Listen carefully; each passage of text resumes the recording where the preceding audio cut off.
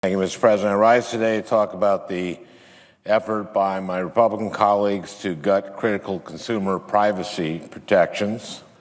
Last week, the Senate voted 50 to 48 to allow internet service providers like Comcast, Verizon, and AT&T to freely collect, share, and sell its customers' private information. Later today, the House will vote on the same measure. Let's be clear what we're talking about here, from web browsing histories to app usage information. Broadband providers have easy access to a whole lot of Americans' personal information. Comcast knows exactly what ails you when you visit WebMD's symptom checker, or that you've recently experienced a major life event when you're browsing maternity clothes on Target.com. And they'd like the ability to use or sell this information to target advertising toward you. And they really like to use or sell this information without first having to ask your permission. Now, for me, the interests of consumers in Minnesota and in Texas and across our country have always come before those of big corporations.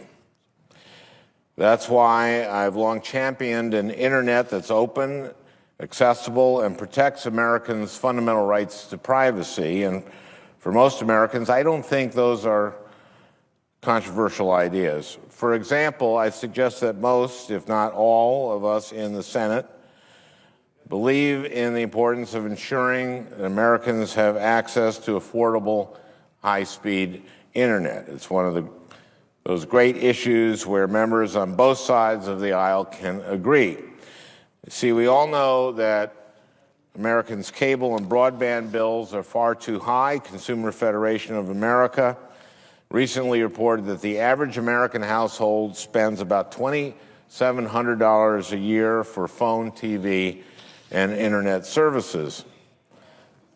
That's why it's so disappointing that instead of acting to make broadband more affordable and more accessible for Americans, my Republican colleagues have actually paved the way for multi-billion-dollar companies to make even more money off of their consumers by monetizing some of the most intimate details of their lives.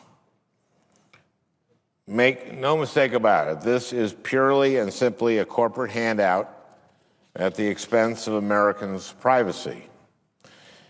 When the FCC voted to pass the broadband privacy rules, the broadband industry was quick to oppose and oppose loudly.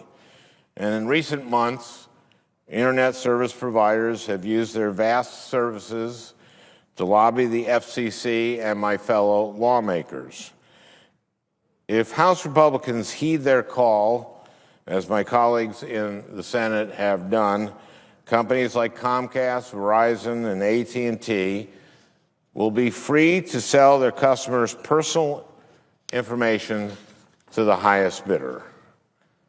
And importantly, they'll do so without the oversight or regulation of either the Federal Communications Commission or the Federal Trade Commission.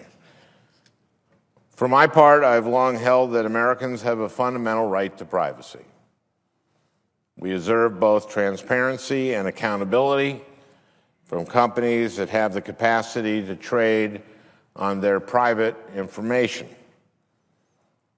And should some people choose to leave their personal information in the hands of those companies, they certainly deserve to know that their information is being safeguarded to the greatest degree possible.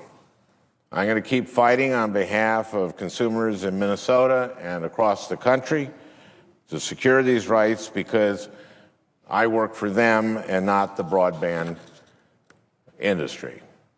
Thank you, Mr. President.